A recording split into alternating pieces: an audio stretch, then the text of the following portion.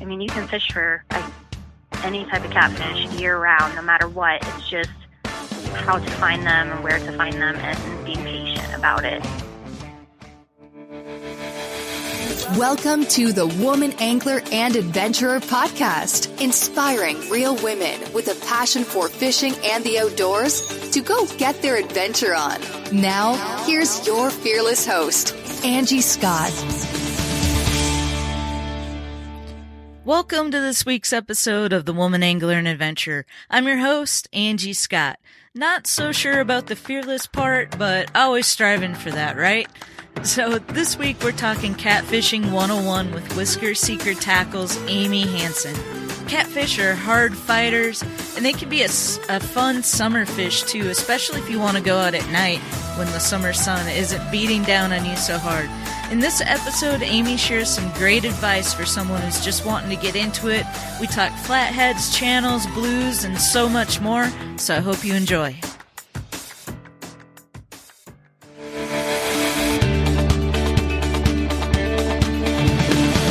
Let's talk catfishing, because we haven't really covered that a whole lot on the show.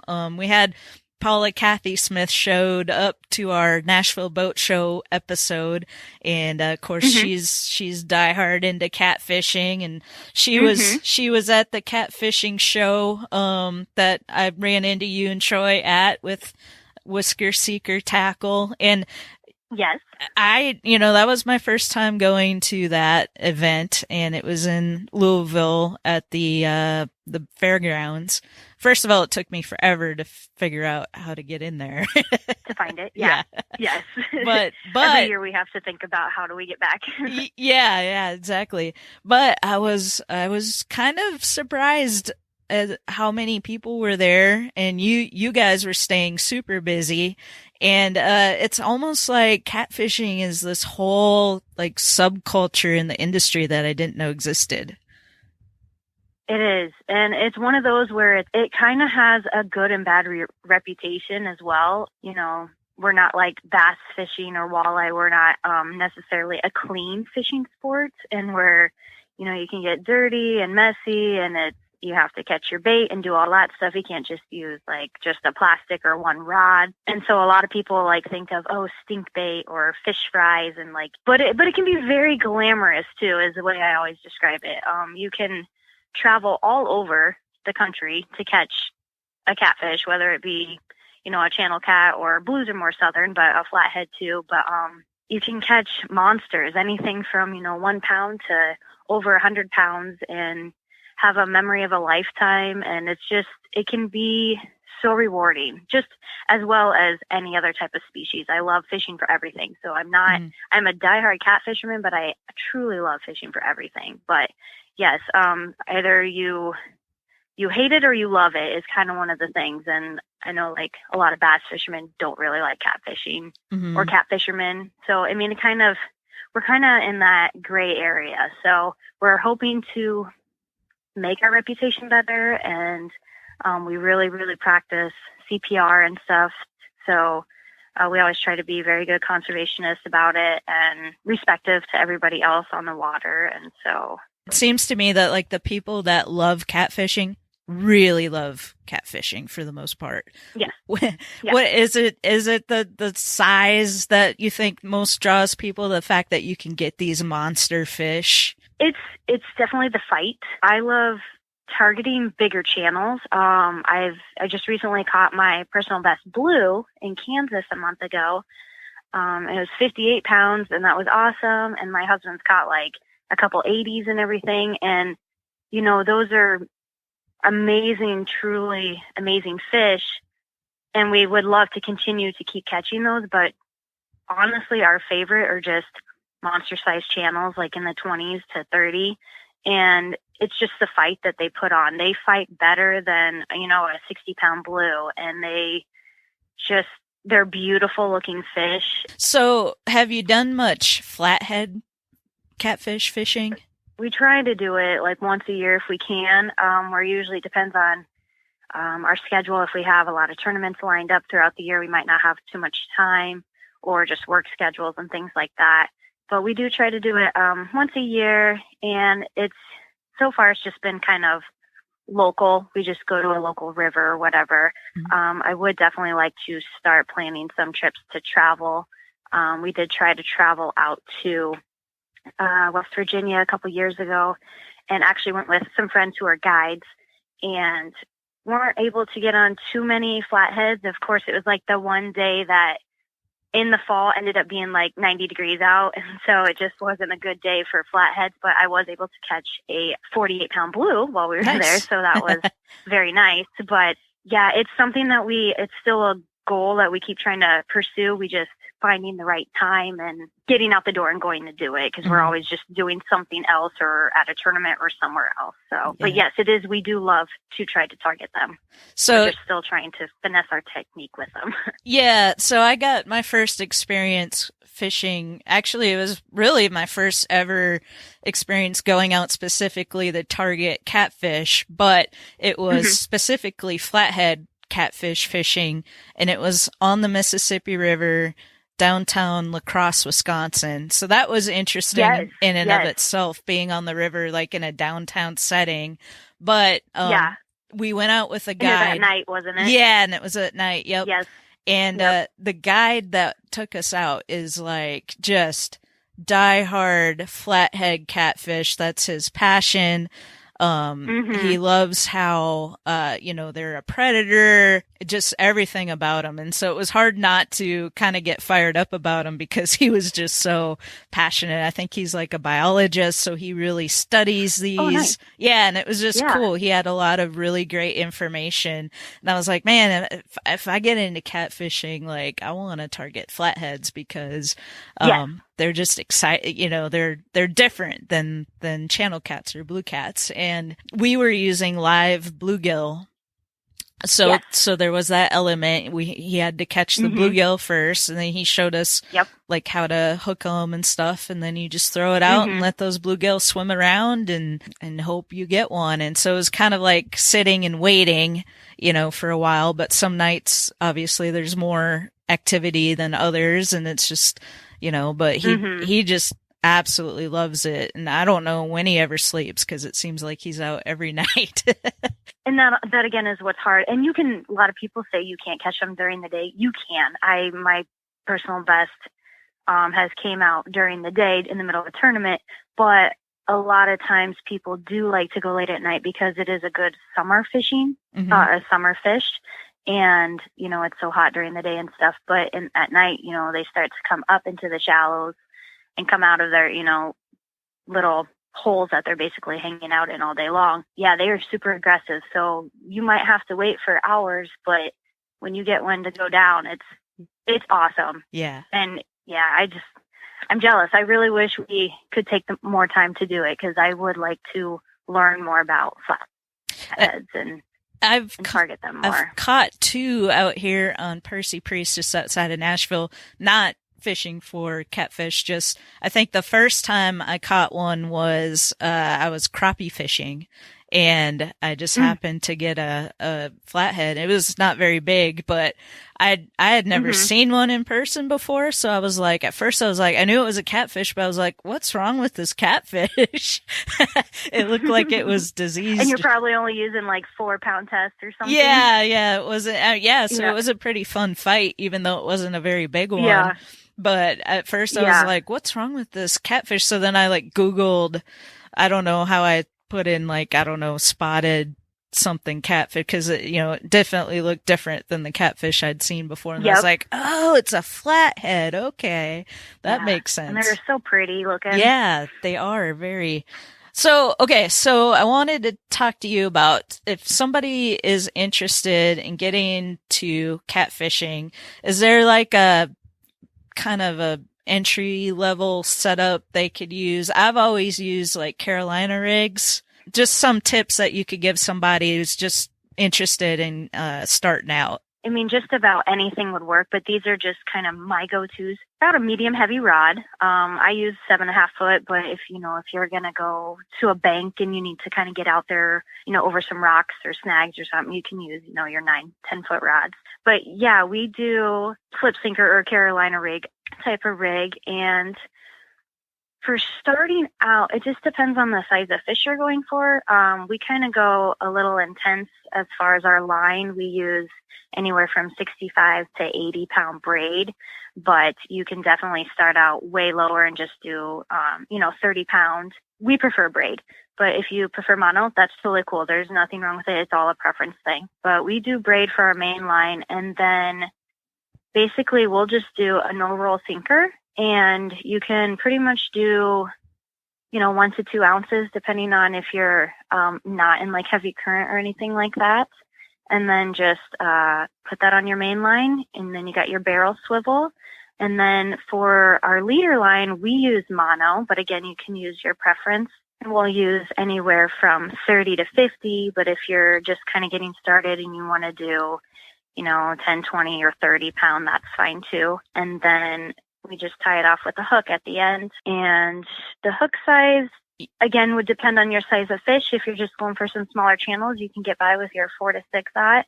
If you're going for, maybe some flatheads or bigger size channels or blues, you can go anywhere from 6 to 8 to 10. Do you use circle hooks or? I'm sponsored by Whisker Seeker and absolutely truly love everything that they have. And I'm not trying to push this, but we have a thing called triple threat hooks. And what it is it's a hybrid circle hook.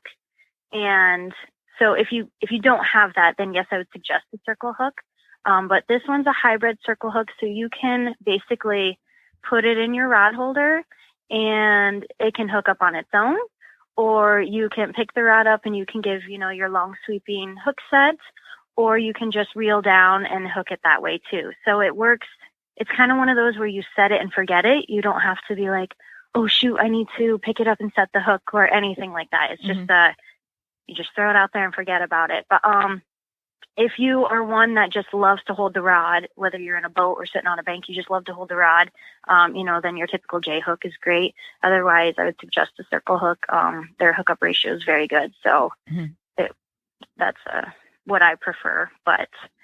And then from there, you can start to get fancy and you can add floats and, we have Versa rattles that we use for extra vibration and noise and things. And so, but just like you said, the slip sinker rig is the go-to, and you can use that just about anywhere for anchoring, even if you are on a boat and you're trolling or drifting, it works for anything, just about. And then bait wise, like, you mentioned stink baits. What type of bait would you recommend for somebody who's just starting out? So the good thing about channels is they're not too picky. You could put a hot dog on, you'd probably catch something. Oh, yeah. And that's kind of where that reputation comes from, too. It can be stink bait or chicken liver, all that stuff. But we always catch our own bait. So where I'm from, we have shad, and that is the bait of choice for channel cats up here. Bluegill also work great. Crappie. It just depends on your state, what's legal and not legal to use. Skipjack is big down south for blues and channels and everything. So, or if you're, like you said, going for flatheads, then, bluegills work great. But we prefer live or at least fresh cut bait is what we use. Okay. But if you just have a can of worms, then, that's awesome. So you're just getting started. You throw a cast net then to catch the shad? Yes, we do. Yep. Gotcha. Yep. Or rod and reel for our bluegills and stuff. Right. Cool. Yep. Awesome. So you're like fishing for your bait, and then you're fishing for the fish you actually want to go after. Yes. Yes. Catfishing is not a just go out for a couple hours. It's a go out for 3 days. You got to go catch your bait, and then you got to go do this. And yeah. And do you have like a round bait tank on your boat that you keep the shad in, or? It just depends. Our shad, we usually just keep it on ice and just keep it as fresh as possible. So, shad is very, very, very hard to keep alive. You can run a bait tank if you want to for it, but we just pretty much do fresh. Even if we say we have a tournament on a Saturday and we catch fresh bait Friday night, we'll still try to catch bait again Saturday morning because we want it as fresh as possible. We will freeze it fresh, like instantly, so if we need it for throughout the winter or come spring if we weren't able to get any right away when ice out happens. But for bluegills and stuff, yes, we'll run a live well for them and keep them alive as long as possible. So for shad, they don't necessarily have to be alive when you're using them to fish for catfish. No. Okay. Because I've done some striper fishing, and in that case, it's very important to try to keep them alive. And then that's a whole process because, like you said, they're so sensitive. So you really need to have that round bait tank so they're not running their noses into the corners and stuff like that. And it's pretty complicated. But it's good to hear that catfishing doesn't have to be quite that involved, I guess. No. And there are times where, though, it can be, you cut up all your pieces and you got your head or a fillet or a chunk or, this or that. And I do suggest, if you have multiple rods, to always have different types of bait out there as best as possible. Even if it's all shad, but you have a head on one or, a chunk on the other, they're kind of finicky at times and might only be taking fillets or might only be taking small pieces versus big pieces. Or sometimes you need to throw the whole shad on and just cut the tail off and call it good. So you kind of play around, but always using different baits. Like if you are out on a boat and you have that chance to have multiple rods, use different choices of bait, different rigs if you can, just different styles, and just to see what's working best. Gotcha. And where do they typically hang out? I mean, I guess it probably varies depending on all sorts of different factors, but I know around here they say they hang out in the rip rap quite a bit by the bridge and stuff like that. Is there anywhere if somebody didn't know where to go that they could kind of find an area and try that out? So yes, it does vary. Right now, in the springtime, for channels especially, they are kind of up in the shallow waters, which is my favorite time to fish. And the other day we were just out and we were catching them in 2 feet of water. Wow. And then, as the water temps warm up more and more, then, you'll find them, along your current and things like that. And so, as the water temps warm up for us, we'll start to go from anchoring to trolling. And so we'll look for drop-offs and humps and channel, just things like that. And we'll just drift or troll, whichever you prefer, your rigs over it. So it's a moving bait, and because they're starting to get a little more aggressive too. And then, temps start to slow down a little bit or low down a little bit. And then they'll just kind of, it's all about metabolism too. So when the temps start to go down, their metabolism starts to go down just a little bit as well, and they become less aggressive. But you also have fall time where they might kind of spike back up a little bit because they're getting ready to feed before winter. And so, but you can also still catch them in the winter as well. So flatheads do have their wintering holes, and so do blues. Channels just kind of just chill out, but they'll all still eat. They just won't be as aggressive. So, you can fish for any type of catfish year round, no matter what. It's just how to find them and where to find them and being patient about it. But flatheads, I'm still trying to learn. Definitely a lot of brush piles and bridge pillars and things like that. Any type of barges, if there's a sunken barge or anything like that. Blues, I'm still trying to learn. They aren't in Iowa, so we have to travel down south, and we don't always get that chance to go down there as often as we would like to fish for them. But they're just slightly different than channels, but I want to say you can still kind of do the same thing. You can still shallow water fish for them, but then they'll start to move out into the current and everything like that. So, cool. Or channel, I should say. Yeah, cool. Well, okay, so you mentioned Whisker Seeker Tackle, so that's a Iowa-based company. Can you talk a little bit more about why you're sponsored by them, why you love them so much? Yeah, so the owner is Matt Davis, and he's over by Des Moines, Iowa, and he basically, I can't remember how many years it's been. It's probably been about 8 or 9 years now, I think, that the company's been around, and he grew up catfishing, and he started making some rigs. He's one of those guys who's kind of an inventor. He always wants to, step up and see what's new. And he started making some rigs in his garage.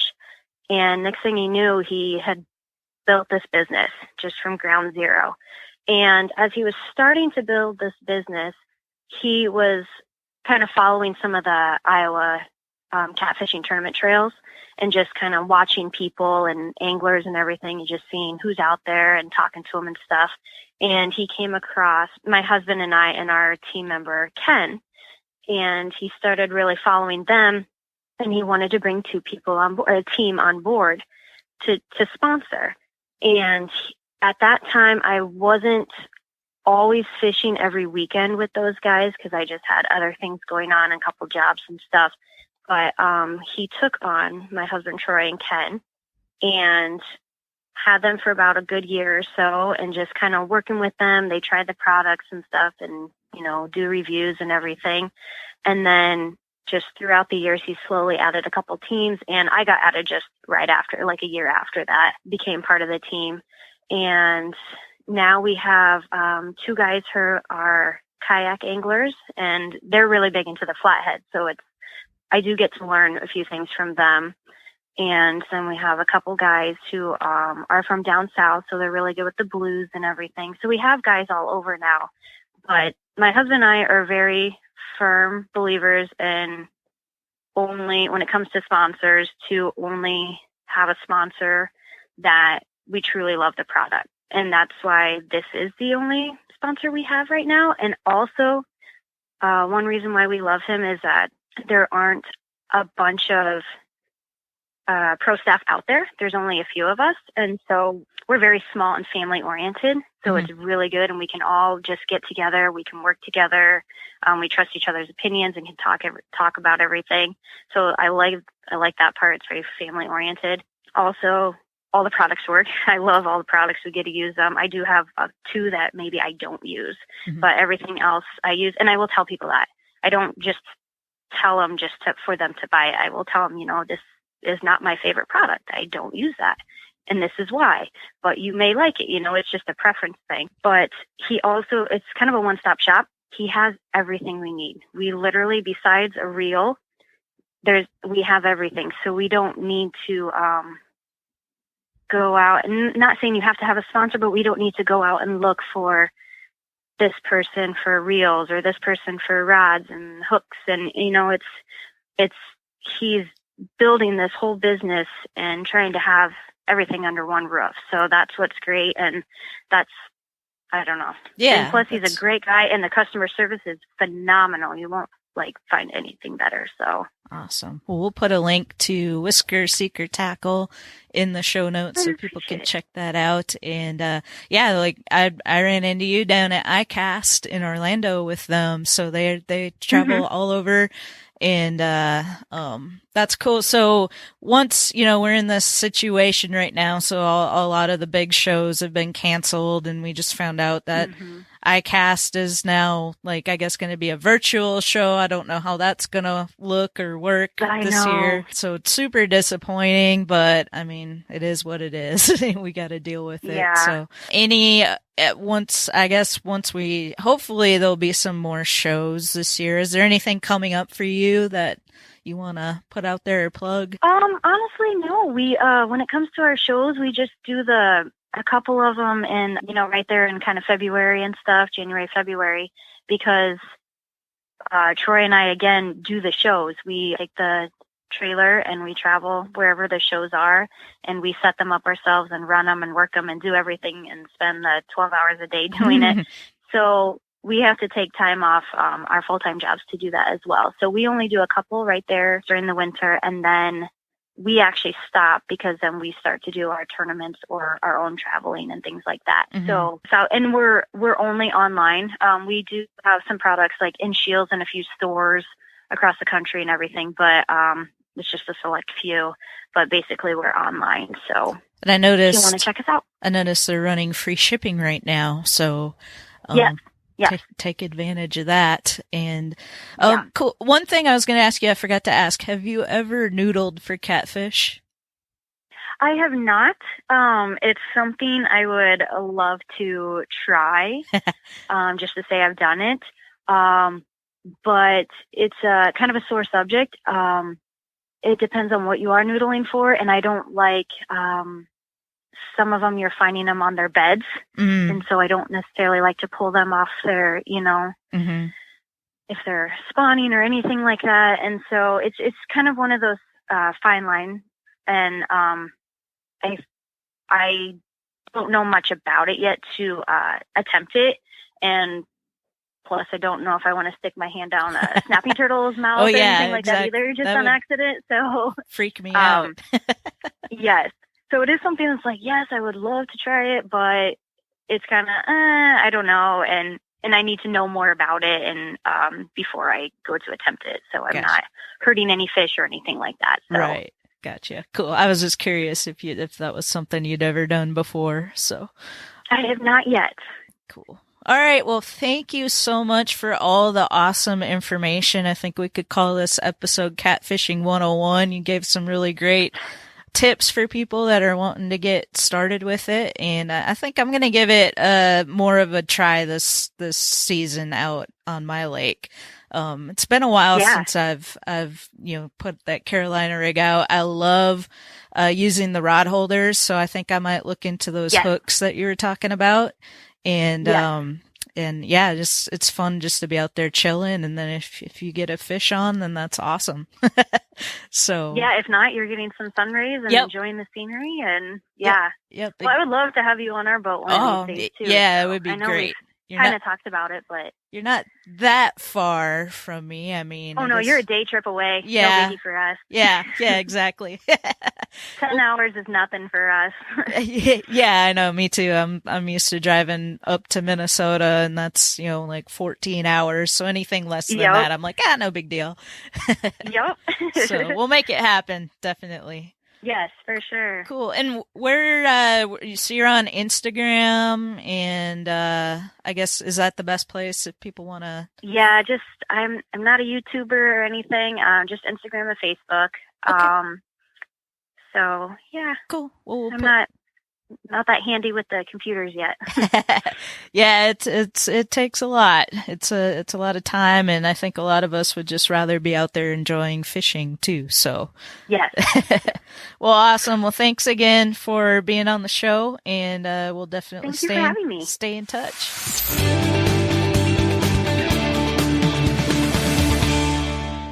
All right. Thanks for listening. I hope you got some good stuff out of that. Now go out, get some catfishing in, take some pictures, and post them in the Woman Angler and Adventurer Facebook group. We'd love to see them. Thanks for listening, and see you next week.